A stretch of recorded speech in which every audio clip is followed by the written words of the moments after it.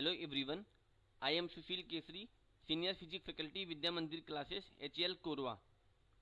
Today we are going to discuss worksheet problem of the chapter Electric Current and Circuit. This is my lecture number 12. Those students who have missed my previous lectures kindly see it first. Let's start to discuss worksheet problem 18.1. It is basic level. So let's start to discuss. Part A. Match the following. यहाँ पे first 1 2 3 4 5 left column में दिया हुआ है, A B C D E इधर right column में कुछ दिया हुआ है, तो हमें इनको मैच करना है. जैसे यहाँ पर बैटरी है तो बैटरी क्या काम करता है, की का क्या फंक्शन होता है, वायर का क्या फंक्शन है, बल्ब, एमीटर. तो यहाँ पे हमको मैच कराना है.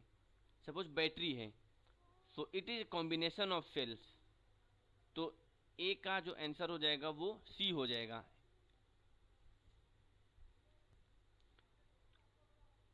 तो यहाँ पर 1 का आंसर हो जाएगा सी. बैटरी है कॉम्बिनेशन ऑफ सेल, तो 1 का आंसर हो जाएगा सी. सिमिलरली की को देखते, की के देखें अगर, तो इट इज सर्किट ब्रेकर और कनेक्टर. की अगर हमने उसको, की क्या है, स्विच है, अगर इसको ऑफ कर दिया तो सर्किट क्लोज्ड हो गया और करंट फ्लो होने लगेगा. की को या स्विच को हमने अगर ऑन कर दिया, तो अगर स्विच को और की को हमने ओपन कर दिया तो सर्किट ओपन सर्किट हो जाएगा, और अगर की को या स्विच को क्लोज कर दिया तो सर्किट क्लोज सर्किट हो जाएगा. तो it is a circuit breaker और कनेक्टर. तो 2 का आंसर हो जाएगा ई. तो 2 का आप इस तरीके से मैच करा सकते हैं. 3 में वायर है, तो wire is a device connector. कोई भी डिवाइस है तो हम उसको वायर के थ्रू कनेक्ट कर सकते हैं सर्किट में. तो यहाँ पे 3 का आंसर हो जाएगा डी. अब बात करते हैं बल्ब की. तो bulb acts like a load. तो लोड की तरह बिहेव करता है किसी भी सर्किट में, इलेक्ट्रिकल सर्किट में. तो 4 का आंसर हो जाएगा ई. 4 का आंसर हो जाएगा ई. तो इस तरीके से हम इसको मैच कराते हैं. एमीटर. तो एमीटर काम क्या है, एमीटर का काम है किसी भी सर्किट में, किसी भी रेजिस्टेंस में अगर कोई भी करंट फ्लो हो रही है तो हम एमीटर लगा देते हैं उसकी सीरीज में. तो ये मेजरिंग करंट. तो 5 का आंसर हो जाएगा बी. तो इस तरीके से ये हम इसको मैच कराते हैं. Now come to B part, fill in the blanks. ये फिल इन द ब्लैंक्स है. In fill in the blanks connection, positive terminal of one cell is connected to the negative terminal of other cell. तो पूछा है कि कौन सा connection जिसमें positive terminal of one cell is connected to the negative terminal of the other cell. एक cell के positive terminal को दूसरे सेल के नेगेटिव टर्मिनल के साथ हम कनेक्ट करते हैं. तो ये सीरीज कनेक्शन होता है. यहाँ पर सपोज एक इस टाइप का सेल है, पॉजिटिव नेगेटिव, और अगर हमने दूसरा सेल ऐसे कनेक्ट किया तो ये इसका पॉजिटिव नेगेटिव. अब दूसरा सेल का नेगेटिव पॉजिटिव ये. तो यहाँ पे पहला जो सेल है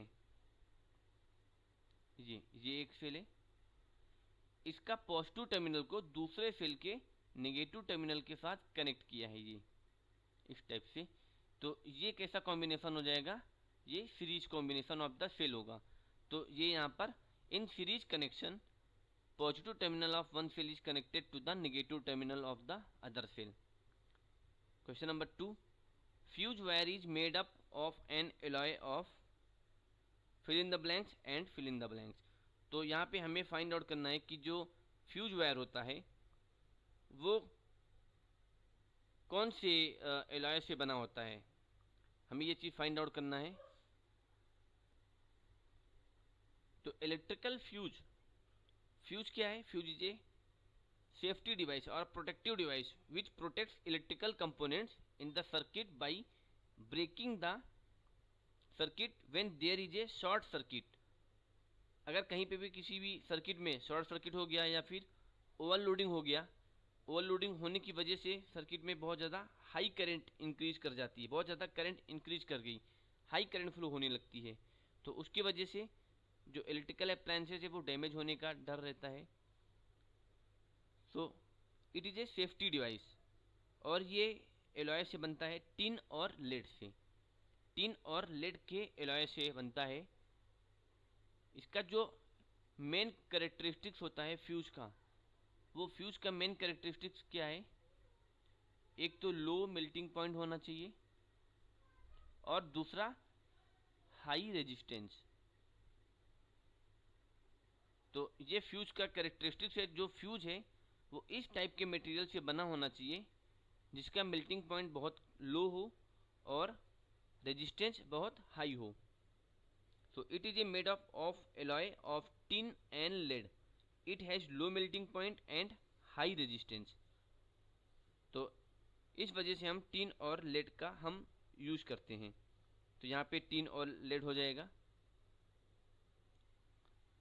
question number 3, is the safety device use to prevent excessive current in an electric circuit. तो यहाँ पे इलेक्ट्रिक फ्यूज हो जाएगा। Electric fuse is the safety device use to prevent excessive current in it. तो इस तरीके से हम यहाँ पे देख सकते हैं। Next, electric iron works on effect of an electric current. तो यहाँ पे पूछा कि इलेक्ट्रिक आयरन जो है वो कौन से इफेक्ट पर वर्क करता है।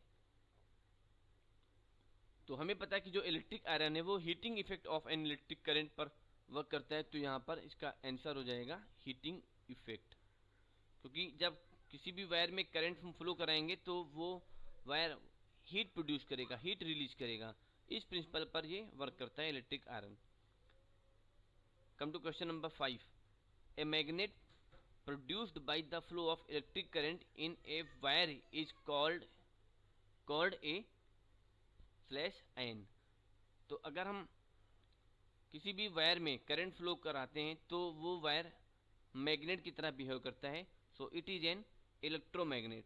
तो यहाँ पर इलेक्ट्रोमैग्नेट ये आंसर हो जाएगा। ये टेम्परेरी मैग्नेट होता है, जब करंट हम फ्लो कराना बंद कर देंगे तो इसका मैग्नेटिज्म लूज होने लगेगा। The symbol of a fill in the blanks consist of two sets of parallel line of unequal height.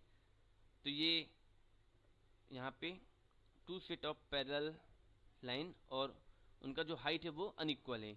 इस टाइप का पूछा है कि सिंबल किसका होता है, तो ये सेल है। The symbol of a cell consist of two sets of parallel line. तो यहाँ पे ये नेगेटिव और ये positive. Question number 7, current in a circuit increases due to fill in the blanks और ओवरलोडिंग। तो किसी भी सर्किट में जो करंट इंक्रीज करेगा वो किसकी वजह से होता है? तो ये दो रीजंस होते हैं, पहला शॉर्ट सर्किट और दूसरा ओवरलोडिंग। तो यहाँ पे शॉर्ट सर्किट हो जाएगा, short circuit. Question number 8, MRI is a device based on fill in the blanks effect of an electric current.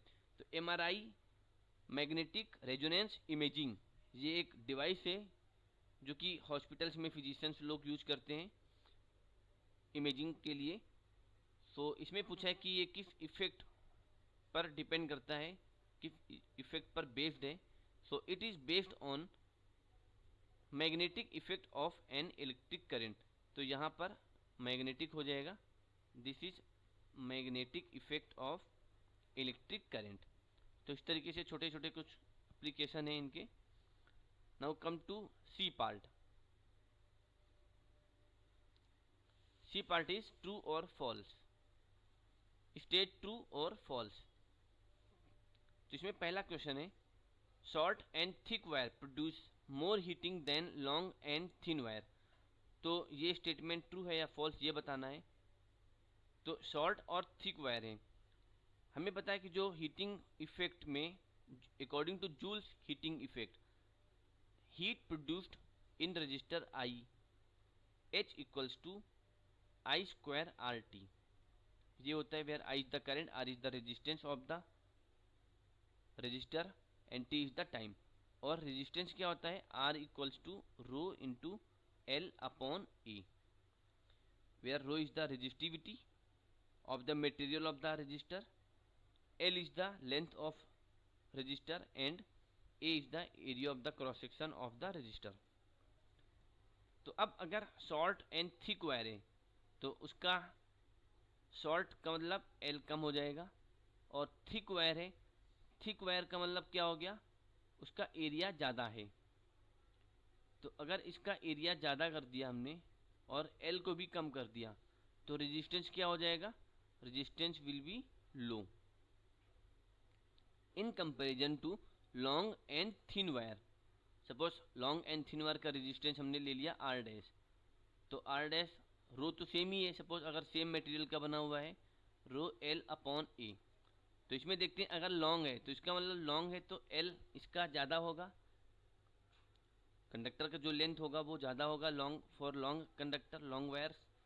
और थिन है तो थिन का मतलब क्या हो गया, उसका एरिया कम है। तो ये दोनों सपोर्ट कर रहा है इसको इंक्रीज करने में। L भी ज़्यादा है तो R इंक्रीज करेगा, A कम है, जब A कम है तो R इसका रेजिस्टेंस ज़्यादा होगा। तो इस केस में क्या होगा, सेकेंड केस में R विल बी हाई। तो H को इंक्रीज करने के लिए, H मैक्सिमम किस केस के लिए होगा, अगर R ज़्यादा है तो यहाँ पे अगर हम देखें short and thick wire produce more heating कह रहा है, तो शॉर्ट एंड थिक वायर के लिए रेजिस्टेंस क्या है, कम, लो। तो उसके लिए H और हीटिंग इफेक्ट जो होगा या जो उस वायर से हीट प्रोड्यूस होगा वो कम होगा।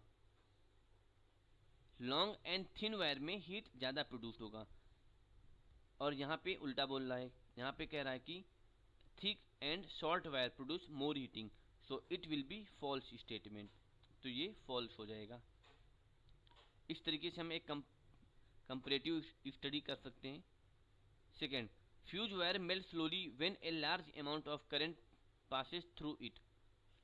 तो फ्यूज वायर जो है वो मेल्ट कर जाता है slowly when a large amount of current passes through it.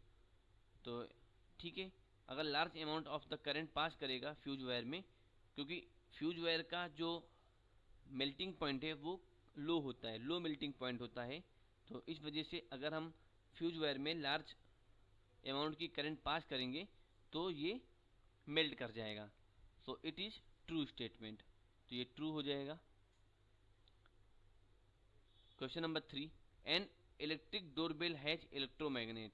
ठीक है, एकदम सही है, तो ये ट्रू हो जाएगा। इलेक्ट्रिक डोरबेल में, ये हमने लास्ट क्लास में पढ़ा भी है कि इलेक्ट्रोमैग्नेट होता है, एक कॉइल होती है सॉफ्ट आयरन पर, उसमें बहुत सारे नंबर ऑफ टर्न्स होते हैं वायर के, तो वो जब करंट फ्लो होती है, जब सर्किट कंप्लीट होगा तो ये इलेक्ट्रोमैग्नेट की तरह बिहेव करता है। Question number 4, an electromagnet is a temporary magnet. ये ट्रू स्टेटमेंट है, क्योंकि अगर किसी भी वायर में करंट हम फ्लो करा रहे हैं तो वो वायर इलेक्ट्रोमैग्नेट की तरह बिहेव करेगा, और अगर हम करंट फ्लो कराना बंद कर दें तो उसका मैग्नेटिज्म लूज हो जाएगा, तो ये टेम्परेरी मैग्नेट है। Question number 5, the magnetic strength of an electromagnet depends upon the amount of the current flowing through the wire. तो ये भी सही है कि जितना ज़्यादा करंट फ्लो होगा किसी भी वायर में तो उसका जो मैग्नेटिक स्ट्रेंथ ऑफ इलेक्ट्रोमैग्नेट है वो उतना ही ज़्यादा होगा। So this statement is also true. So these are the explanation of all the questions. I hope you understood the explanation. Thank you.